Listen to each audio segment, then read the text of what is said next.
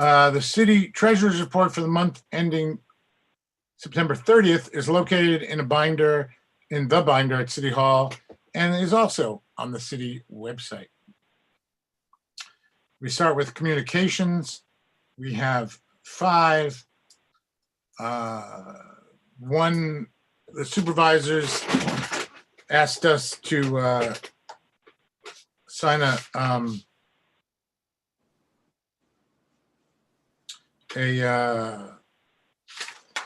to endorse a letter urging Governor Cuomo to sign a state legislation bill to prohibit the incineration of firefighting foam containing bad substances. Then there's the Columbia Planning Board recommendation regarding, the mandatory notification of the Columbia County Planning Board. We already have our own Planning Board recommendation. Then there's a letter from the Hudson Police Union extending gratitude and appreciation for the defeat of the resolution we recently had regarding a reduction of the police department budget. Then there is a communication from Melvin Lett regarding his proposal to reduce the opioid epidemic, which is interesting. And then the dog control report for October 2020. We don't have a lot on our agenda tonight, so we should be able to have more time for other things if anybody so chooses. Shaheem, can you put up the first resolution, please? Let's see. There you go. Commissioner of Deeds. Okay. We all know what this is, the standard Commissioner of Deeds resolution. Do I have an introduction and an introduction, please? Shersha. Shersha, thank you. A second? Eileen. Eileen, thank you. Moving on to the next resolution.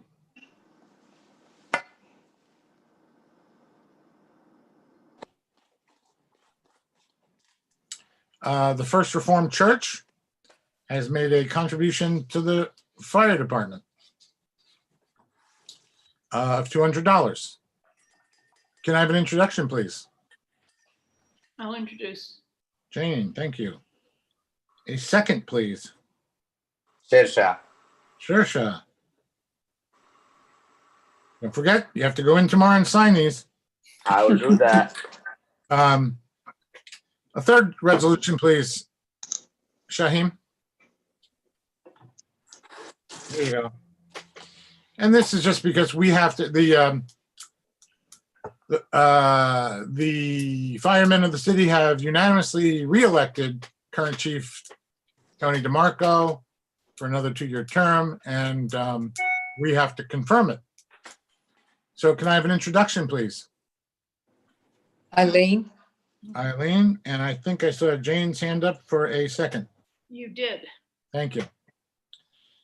Okay. Next resolution, please.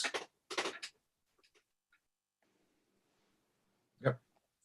So this is a chargeback. How this works is it's billed, it's added to the county tax levied on property owners, and it's our contribution to the Greenbart Rescue Squad, which does a lot of their bulk of their work really for Hudson. I don't know if you need any more explanation than that. Could I have an introduction, please? I'll introduce. Jane, thank you. And I think I hear Calvin getting ready to second it. Yes, yeah. Thank you, sir. Okay, now we're going into the next one, please, Shaheem. The negative declaration. Okay, Jeff, is this the one you'd like to lead us through? Yeah. Okay, so I hand it over to you. Shaheem, can I share my screen?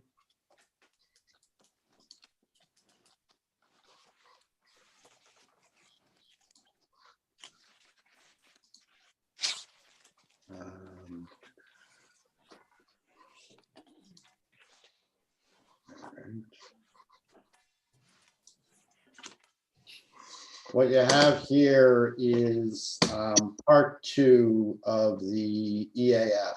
And this is attached to the document that has the resolution on it too. I'm just using this one because it's easier to see.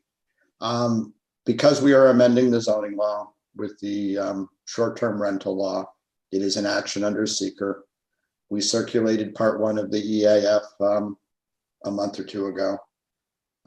Declared yourselves lead agency. We have to go through this process. It's a type 1 action because it affects the whole city.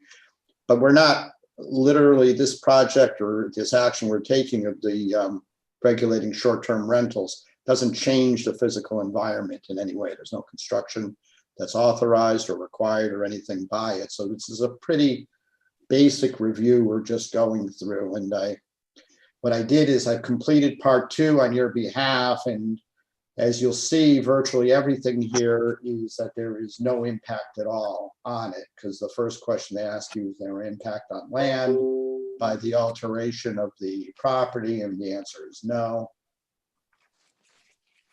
An impact on geological features, again, no. Impacts to surface water, no. And by the way, if anyone has any questions or, feel free to raise a hand, or you can hold them to the end. These are my suggestions. You'll be ratifying them by approving them. Impact on water. Excuse me. That's a question. I can harder to answer, but impact to groundwater, no. Impact on flooding, no. No impact to air. There's no air pollution from this. No impacts on plants and animals. No impacts to agricultural resources. No impacts on aesthetic resources. This one's a yes. It's a potential impact on historic and archaeological resources because it is in an area, the whole city, that has historic districts on it. So in theory, it could have an impact on it. But the answer to this is that there is no or small impact, because it is within or substantially contiguous to National Register or State Register of Historic Places. Again, we're not changing anything here, but by marking this as yes, we're recognizing that it is an area that is affected by historic preservation issues. But this action will not have any impact on that. Impact on open space and recreation, no.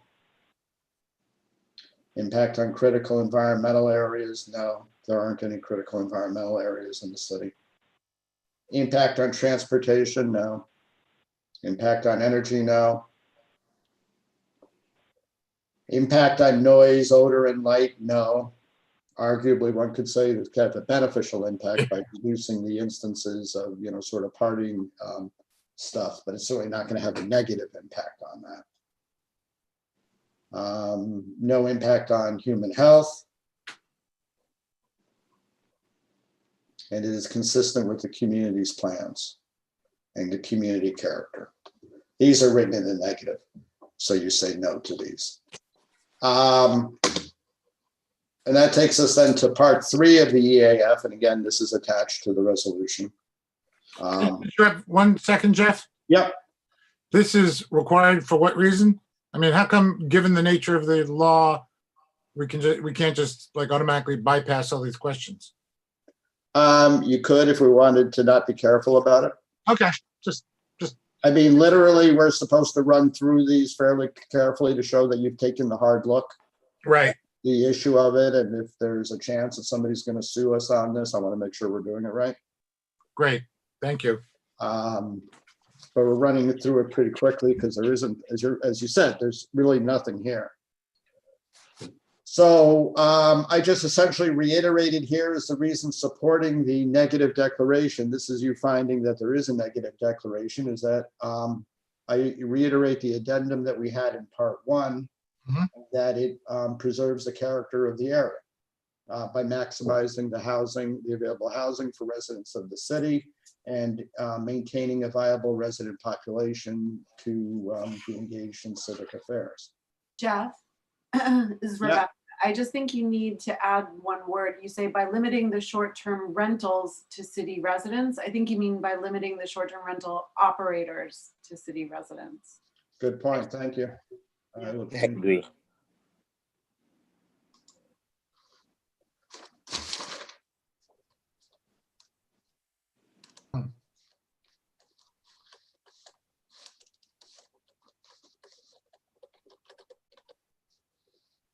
Thank you, Rebecca.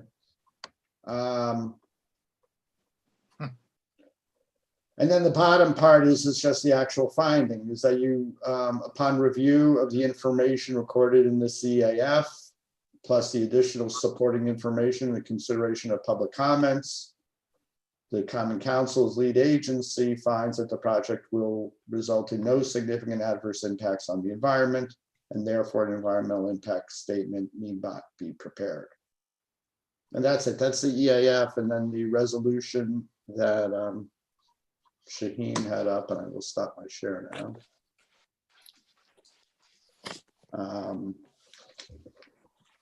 Essentially just restates it as the resolution and says that based on the EAF, you find that this will result in no significant adverse impacts to the environment.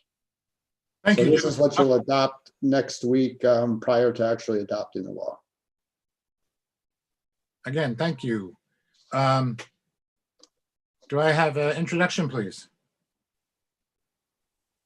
I'll introduce. Thank you, Jane. A second, someone? I'll second it, Rebecca. Thank you. Okay, and the next resolution, please.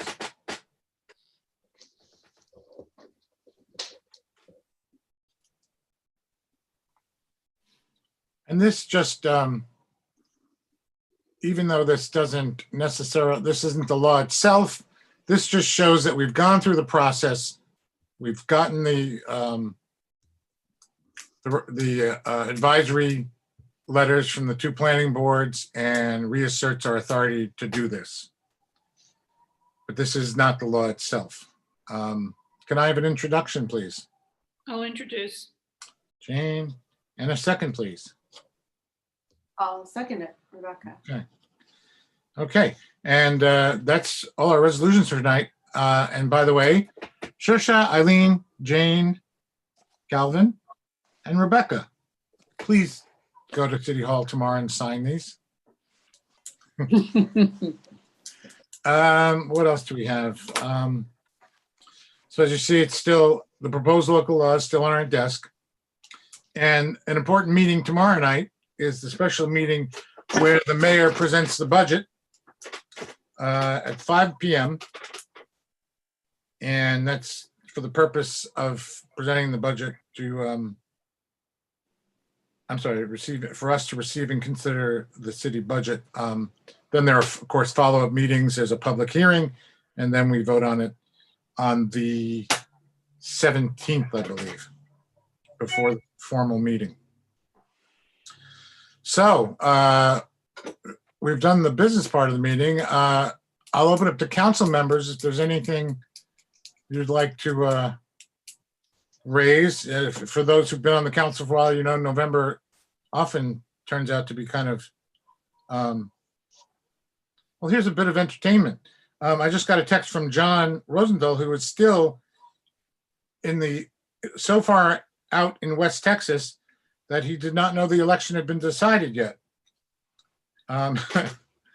Because the reception there is so bad. Anyway, so he had a, yes. Oh, Go ahead, Rebecca.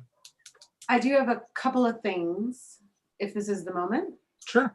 Well, one, a bit of information is that we're still waiting to hear about the anti-displacement grant award.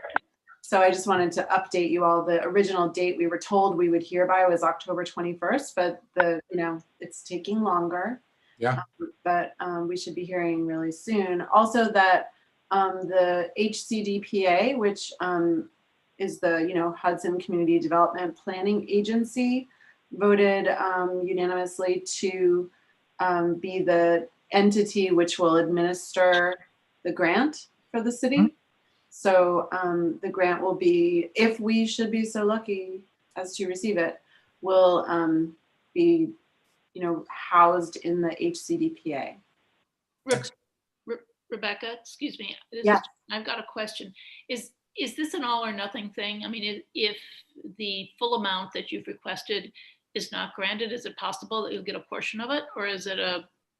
Honestly, I don't know, but I've been wondering the same thing myself. I'm just still hoping for the full amount. Okay, you don't know if there'll be some portion of it that is I possible. don't know. I would guess that is a possibility. It would be weird if it was an all or nothing. I've never heard of a grant that's all or nothing like that. But that would be more like a prize, Rebecca, who's the granting agency? It's called Enterprise. I forget the full name of the organization. It's a national housing organization that gives out a lot of grants and funding to many different kinds of programs. Yep, Enterprise. Is that private nonprofit, or is that a government agency? It's a private nonprofit, as far as I know. But it's partnering with the Attorney General's office. Like the grant was originally devised by the state Attorney General. But the money comes from a nonprofit, a private That seems nonprofit. to be the way it goes, and the administration is through. Yeah. Okay. I'm just. Yeah. And then the other thing I wanted, or does anybody else have any questions about the? Dominic, is your question about that, or is it something else? It's something else. Thank you, Tom. Okay. So I just wanted to say that I'm soliciting interest in working on a couple of initiatives that I'd like to bring to the council that are basically what I would call environmental initiatives. I'm interested in working on a no idling law for the city of Hudson. And I'm also interested in working on finding out some way to regulate takeout containers so that they would be renewable, or what's the word, recyclable, like not single-use plastic takeout containers. So if anybody else on the council has concern about these issues and would like to work on them with me, please be in touch. I'm just curious, off the top of my head, are you aware of many of the places doing takeout using I am. I've actually got a collection in the other room. I've been collecting takeout containers from different restaurants around town, really nerding out on the And have you identified which restaurant each one's from? I have. I certainly have. Okay, good. Yeah. Yeah. And many restaurants are using like cardboard or tinfoil ones, but then there are some that don't, that use like really sturdy, surprisingly sturdy single-use plastic. Like you could build a house out of this plastic container if you So wanted. does New York State have any regulation over use of styrofoam or other insulating materials for takeout containers? I don't know, Jane. Actually, I'm not raising my hand. It's just a query. the plastic bag legislation exempted, I believe, takeout plastic. I believe that. Yeah, exactly. I agree with you, Tom. That's why. Right. Takeout places can still give out plastic bags, which I think I don't. Okay, go ahead. Sorry. Well, what were you talking about? Just that it had been postponed for a while. No, it's back in fact. Yeah. Back in place. Yeah, it was postponed for a little while, but this came back again.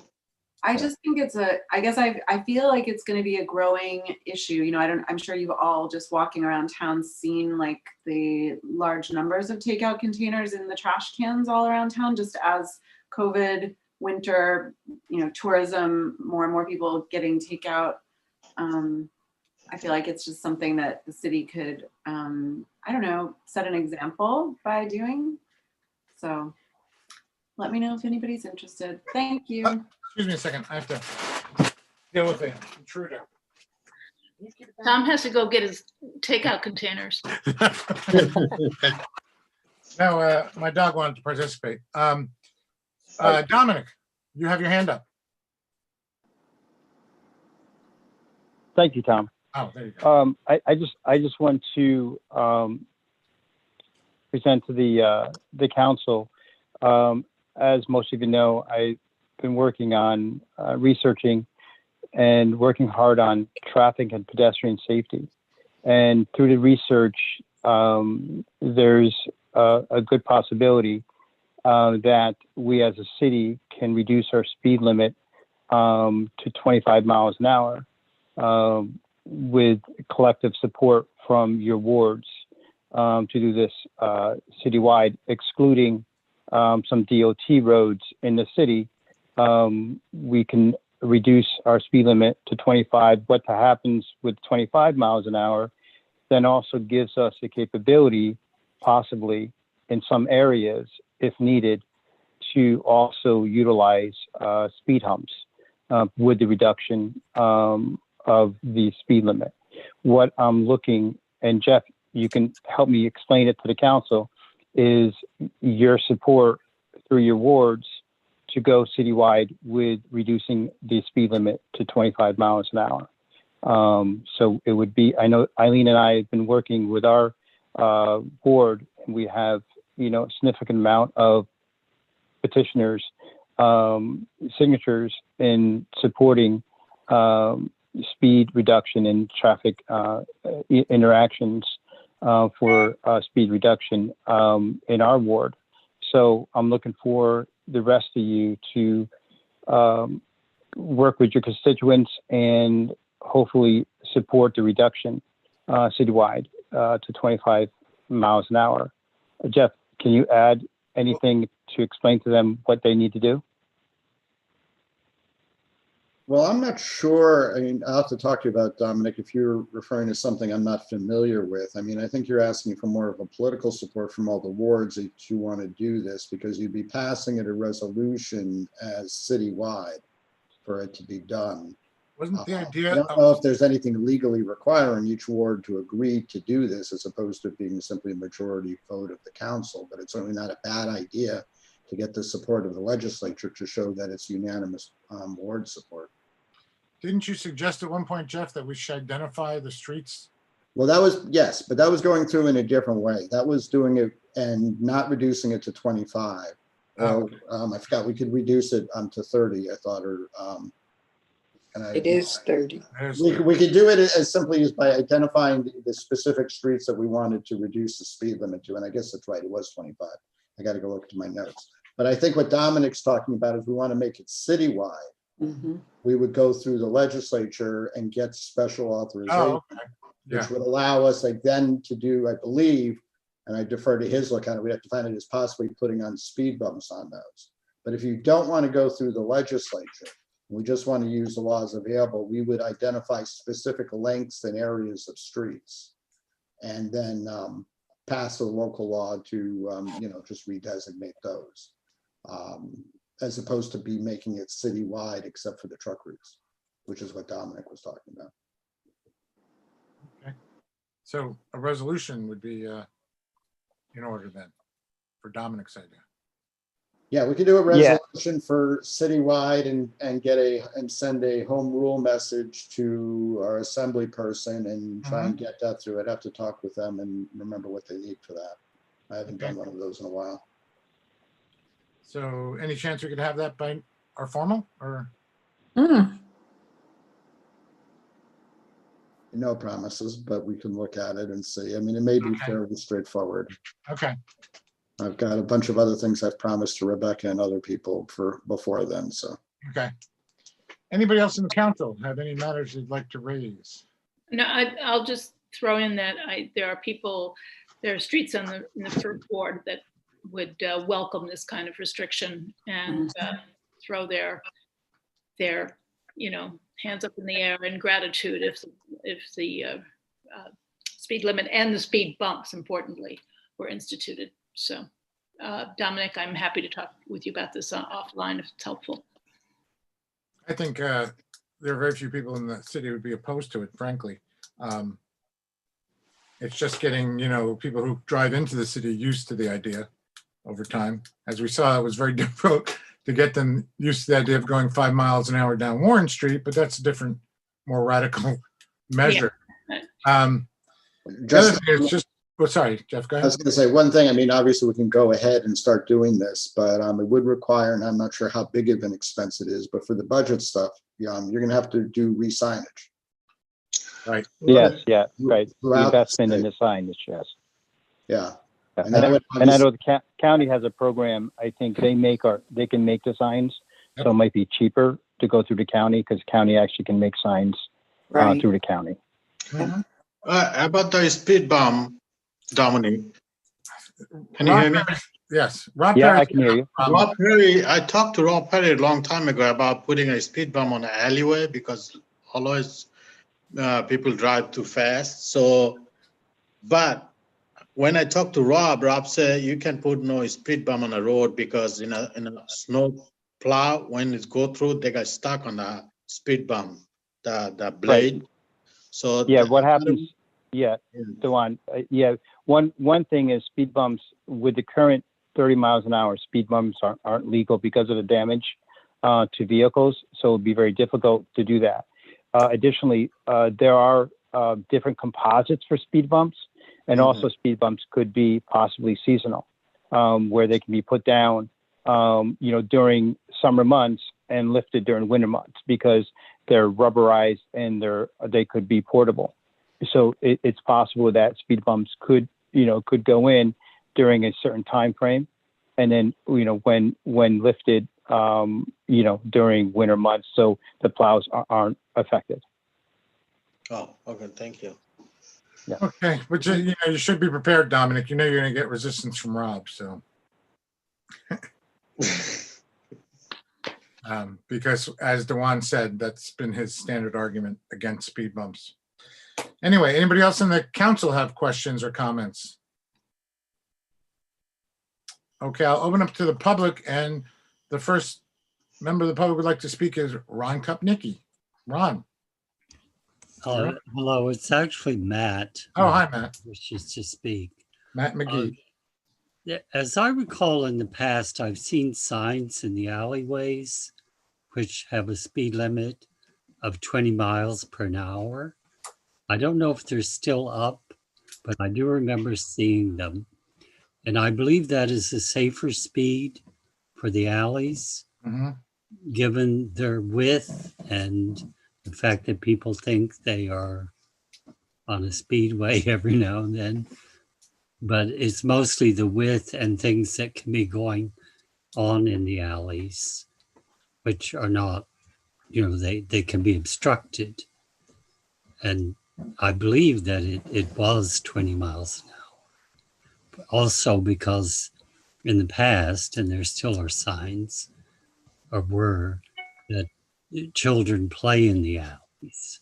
Yeah, I don't see nobody drives 20 mile an hour in the alley. Everybody drive 30 Well, an I know hour. how they drive for real, but the requirement and what people do are not necessarily the same thing, unfortunately. Yes, I agree. But I think for safety's sake, that the true alleys, the ones that are mapped as alleys, which are very narrow, should be restricted to the 20 miles per hour. Well, we should look into that. Dominic, if you don't mind looking into that, because I know that there are some different rules about the alleys than, of course, regular streets. I know when it came to signage, there were certain things you couldn't do for alleys. You put your hand back up. Yes, because I have a couple of questions on unrelated matters, but I'll wait until this topic is finished. Okay, go ahead. Okay, the first one is, I'm interested in the doings of the DRI committee, and I would like to ask if there's a meeting of the DRI committee scheduled for this month, and if so, whether it will be open to the public. If there is one, if one does happen, I will press that it be open to the public. There haven't been any. And it's a very simple reason, because when we have as a member of that committee. When it's the full committee, we then have our consultant there. And the feeling was that wasn't, how to put this? There wasn't enough value to justify that. They bill us by the hour. And that until we need them to lead us through meetings, we will not have those kind of meetings. There are separate small meetings with the two projects that are happening, but not the full committee. With the Promenade Park and Arterial, who are doing the streets, they meet with Michael Chimides and I guess Rob Perry every other week. But those are not full committee meetings. And how about the CAS site? The CAS site, that's not a city project, that's HDC. Okay, but the DRI committee is not discussing that with the developer at this point? No, we don't have anything to do with CAS. Okay. Now, the other question is a technical question, which could be for Hudson. It relates to a meeting that was held a couple of weeks ago of the Preservation Commission, which I joined late, and I was locked out, as was everyone, because apparently it had been Zoom bombed. So I went to watch the remainder of the meeting on YouTube instead of directly through Zoom. And after the meeting was completed, it was available on YouTube, but subsequently it seems to have vanished. And I would like to ask if it was removed deliberately, if for example, Raheem knows this, if it was removed Shaheem, by the way. Shaheem, I'm sorry. If it was removed deliberately, whether that, who would have done that or why? Yep. So it was removed deliberately. It was posted to YouTube, but like you said, it got Zoom bombed. There was pornographic content. Okay. I thought it might have been something like that. Yep. I did edit it out, but I have not posted it back up. So I'm sorry about that, but okay. I would be, if you're going to put it back up, that would be great, because I had missed, as I said, I'd missed about the first half hour of it, and I did want to see it. So. Yep. I'll get it up for you. Okay. Thanks very much. Thank you, Shaheem. Anyone else in the public like to ask a question or make a comment?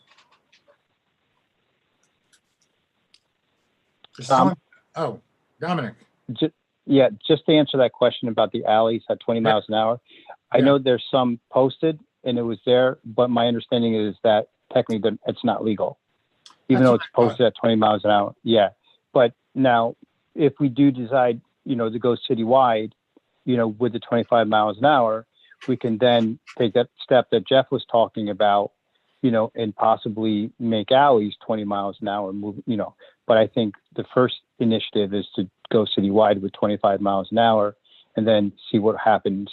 Because when you go to 20 miles an hour, it becomes a little tricky, with the school areas, by state reg is 20 miles an hour. So it becomes a little bit tricky with 20 miles an hour. So I think, moving this, at least the initiative to 25 miles an hour, and then, the alleyways, we can look at down the road. Okay. Anyone else? Are we really going to have a 35-minute meeting? It's scandalous. Pandemic.